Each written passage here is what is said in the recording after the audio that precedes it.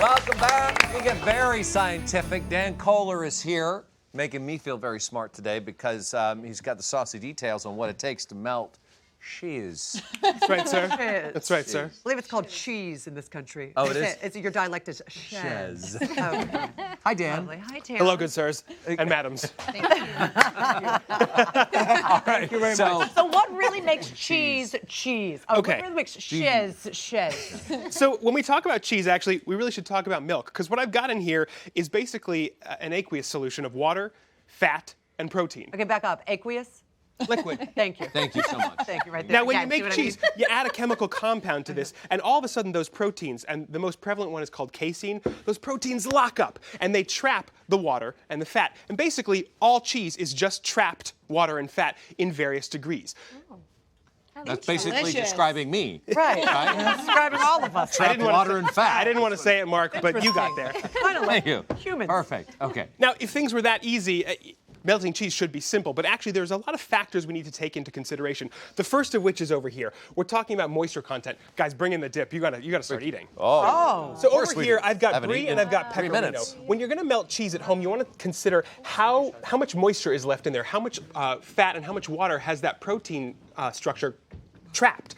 So something like a brie, it's very soft. Obviously, you know at room temperature, it's already starting to melt because those lipids, those fats, they don't take much heat to become soft. But something like a pecorino over here, right? There it is. This has almost no liquid. Now, this Swiss cheese is the same as that pecorino. You'll see as you try to melt something with almost no moisture content, it doesn't actually melt. Heat plus cheese does not equal something lovely. What happens is those lipids, those fats, they melt first. And what you get is a really nasty construction of protein frying in oil, which is not at all what you want if you're looking for melted cheese. You think it should be easy, but it's actually not that easy. No. Okay. Could you add something to that to make it melt? We're gonna get there. Oh.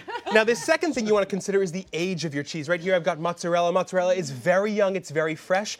This cheddar has been aged a little bit. Those proteins, casein, in a younger cheese, the clusters of protein are enormous, okay? In an aged cheese, they start to disintegrate. They're much smaller. And what happens here, we've got some tape of this. This is why we make mozzarella sticks. Actually, first we've got the cheddar cheese, right? So you see cheddar cheese. Now, when you melt this and make like a grilled cheese sandwich, you'll see, and you break it in half, what happens is those strands, they're lovely, but they actually don't hold a lot of straight weight, right? Like they're gonna That's break apart pretty beautiful. quickly. Now, mozzarella sticks are completely different. Because those casein chunks are much larger, look at how long this stretches, right? That's why you don't make cheddar sticks, you make mozzarella sticks because you need something with a large protein structure. Now, moving on down here, we've got acid set cheeses. Something like a queso fresco, a ricotta, a halloumi. These, I promise you, will never melt. There's a reason we use ricotta in ravioli and then boil it. It doesn't melt. I've got video of this too. It doesn't melt? It doesn't melt because that acid actually washes away. This is halloumi, Yeah, favorite Greek. Greek cheese. You'll see it's in a searing fry hot halloumi. pan. That's It's what you not melting. All it's going to do is get brown on one side because the acid that you set the cheese with washes away the calcium glue, and those proteins can actually not fall apart anymore. But they get really warm and smushy inside. Yeah, it's delicious. Yeah. Delicious. So, to your question earlier, what can we do to make any cheese melt? There are a few keys.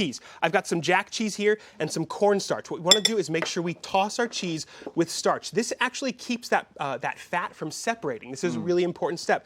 Toss it with the starch, get that in a hot pan. This is what you guys are eating right there.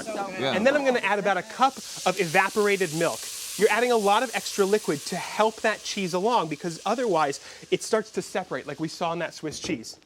After that, I'm gonna get a little jalapenos for flavor, and then I'm gonna thin it out with a little bit of beer, and that's how you make a perfect cheese dip. You just wanna remember, extra starch, extra liquid, anything will melt. Why beer? Oh, for flavor. Oh. Could I put water in it? You could. Oh, okay. But why use water when you can use beer? Why would not? That's Debbie. smart. I guess you're right. Those are words to live by. Are you kidding me? Words to live by. Why water when you can have beer? I mean, there should be beer fountains instead of really? water fountains. What was I thinking? Careful. This is delicious. I You're thought so this, smart, I Dan Kohler. honestly, when I heard about this, I was like, this segment's going to be so cheesy. More on Dan, and you can go to renegadekitchen.com. Check out his website, too, for his pepper jack dip. It's delicious. About as cheesy as our jokes. Oh, Up next, it's Orly. I don't have anything that cheesy, you guys. I'm showing you how to jazz up a beautiful coat, turning it into something that's perfect for New Year's Eve, and it's no so.